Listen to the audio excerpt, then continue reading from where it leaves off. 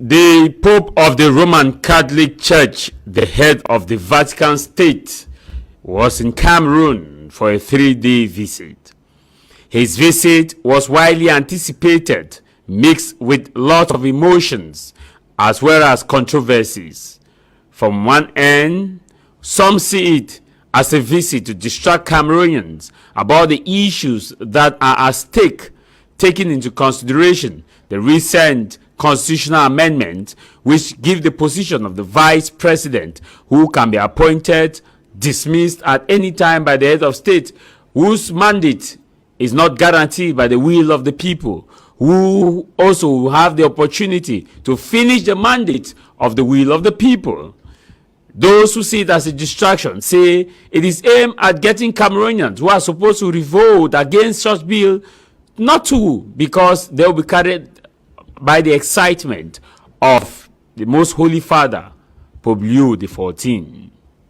On the other side, some also see it as a means to come and reconcile Cameroonians from the issues about the Anglophone crisis, taking into consideration that over 8 million Cameroonians are Catholic Christians, and also giving a strong Christian majority within the Catholic perspective, making it a percentage of about 70% of the government of Cameroon, from top-ranking official to begin with the head of state and his entire family, right down to other members of government, are Catholic. They see it as a means to reconcile the Christians of the northwest and southwest region, the Christians who have been badly affected as a result of the Anglophone crisis, also to reconcile the religious community, the Muslims on the other hand, and also all other affiliated religion, to reconcile them with the government and to channel their petition to God in order to give the leadership of Cameroon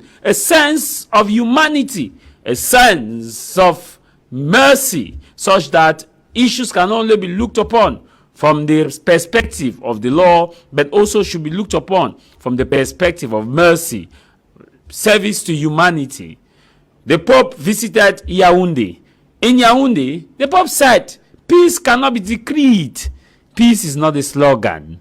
That peace is worked for. And he further noted that the people of the northwest and the southwest region are in test for peace, justice, and reconciliation. This, he was addressing Cameroonians in the presence of hardline ministers and the head of state, those who have said there is no Anglophone problem. After Yaoundé, the Most Holy Father went to Bamenda. Bamenda visit was clear. It was all about the Anglophone crisis, to discuss and to listen to those who have been affected deeply by the crisis.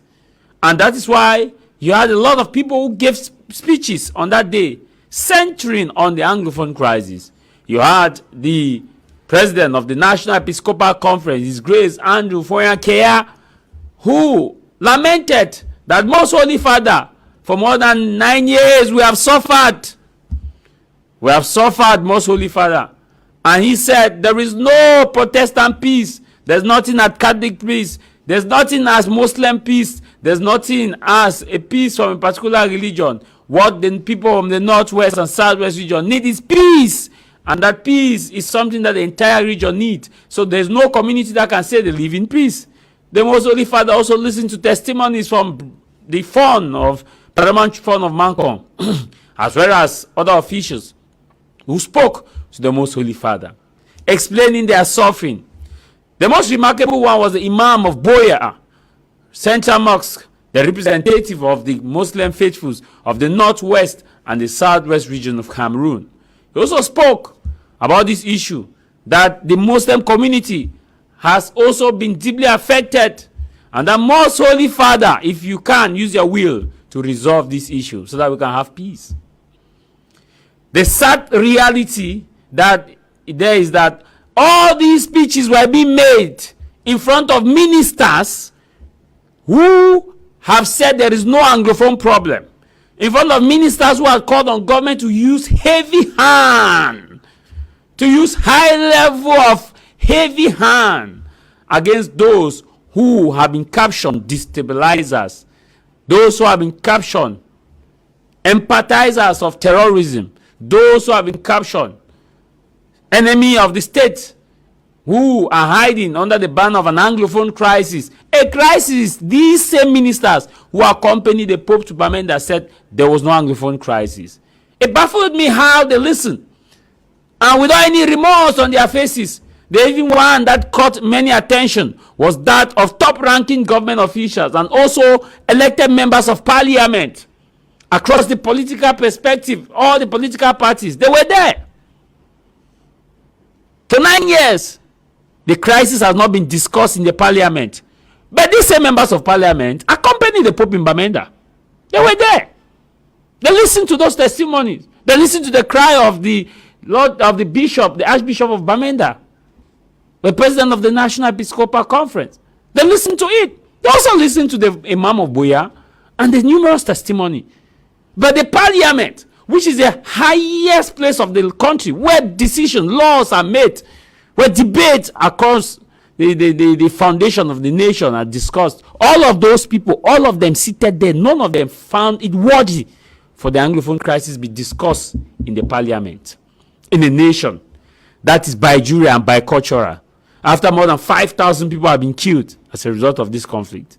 The question we should be asking ourselves is, why should we solicit our service to end the Anglophone crisis to the Most Holy Father? The chiefs who had the power to lampoon on either the government, both parties, to say, come to the table and discuss. The chiefs outsourced their power to the Most Holy Father. How do you report to the Most Holy Father, who is not a Cameroonian, to come and help you resolve your conflict, of which you had the powers, but yet you decide not to use your powers and you decide to stay mute? Is that not hypocrisy? Again, you can only kill the teller. The truth remains to haunt you. That was a missed opportunity for the head of state to also go to Bamenda. That setting was not only meant for the Most Holy Father. It was an opportunity for the head of state to sit there and also listen to it as the guarantor of national security, as the #1 statesman, as a promoter of peace, as the leader of Cameroon's national integrity.